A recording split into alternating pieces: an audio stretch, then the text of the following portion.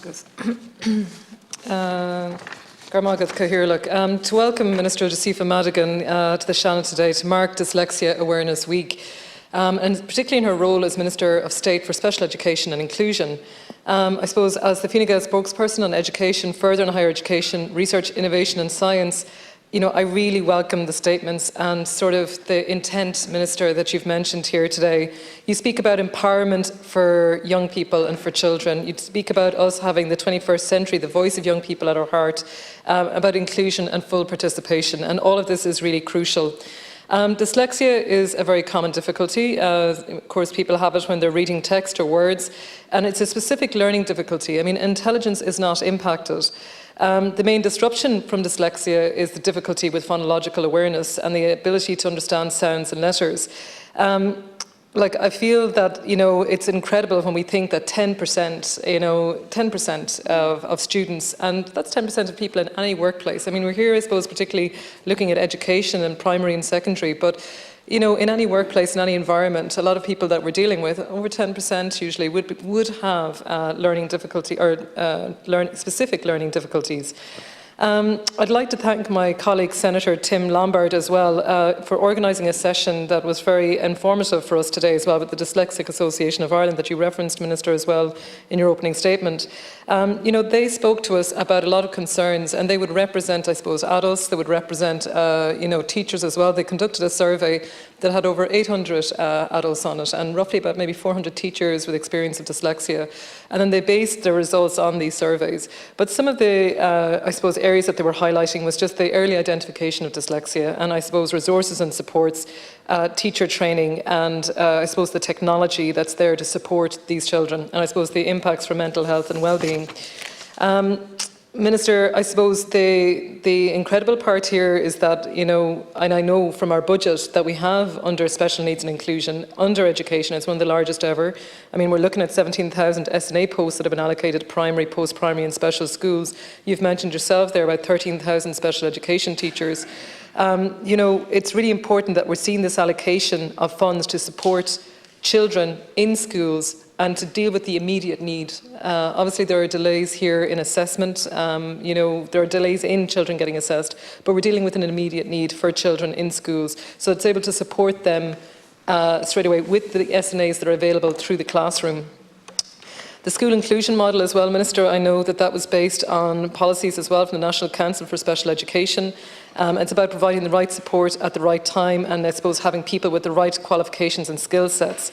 I know, Minister, that particular inclusion model is looking at provision of certain therapies in school, speech and language and so on, and allocations of SNAs, and the training, the particular training that's revolving around SNAs themselves. Minister, I suppose some of the things that I might like to maybe just ask you around would be, I suppose, the teacher training. I mean, this seems to have come up that there is training that's been offered now for teachers, however, it's not mandatory. And I suppose if we look at the fact that it is 10%, if not 15%, according to results and reports in the UK, perhaps that is something that we might engage with our teaching providers on. And in terms of early identification, I do think that's crucial. I do think the supports you're putting in place in terms of access to SNAs is really important, but early identification, I think, would be something that we would really like to see. And that the supports are in place for our children as they're developing. And I suppose it's about the confidence for any child when they start in school. It's given them the confidence to succeed later in life as well, but just that they have that confidence at the initial stages when they start school.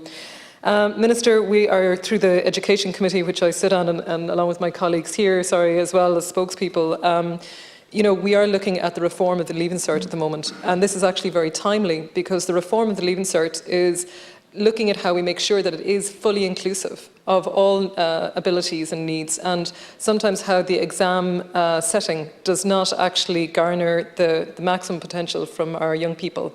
And I suppose it's really important that when we're looking at the Leaving Cert, and it was highlighted to us in the session that we had this week from a representative from the Secondary Schools Union, the ISSU, and the USI, the University Students' Union, that the Union of Students of Ireland, that basically it's really important that we have a model where there is potentially some type of continuous or second-level secondary assessment that will allow us to get the most from our students, and that sometimes that exam model is not the best that we have. I suppose my final points, Minister, would really be just to highlight that we have a lot of research that's happening. I know that there's research happening through Erasmus+. I know that there's institutes globally in the States as well, and it's looking at supports in place. And you've mentioned the technologies there. It would be very important that we would see those technologies to support children. And I suppose going forward that this would be something that I suppose the Department of Education will be looking at, how we will be preparing our children for the future, which is going to be pure, digital. And imagine having these supports that can really support young people with dyslexia. Minister, I suppose just very finally, people with dyslexia, as has been mentioned, it is not any impact on their intelligence. There are so many people there that have such high levels of creativity. And when I was doing a little bit of background research on this over the last couple of days, I was really surprised to see the incredible artists that have been identified as having dyslexia. And some of the, it was amazing, the Pablo Picasso and Leonardo da Vinci and so on, that they had difficulty. So it's incredible to think that we have amazing artists that, had dyslexia. And then even in our more modern times, I suppose Noel Gallagher from Oasis, I couldn't believe that actually when I read it. But it's just so important that we have models that are there to, I suppose, people that will show us that having dyslexia, it doesn't hold you back in life, and that there are ways to succeed. And I think that if we can showcase these models and people that are role models, I think it's really important, but also that we, as the department, I suppose, should be taking the lead in some areas. So, Gurmila Mahagath, Minister.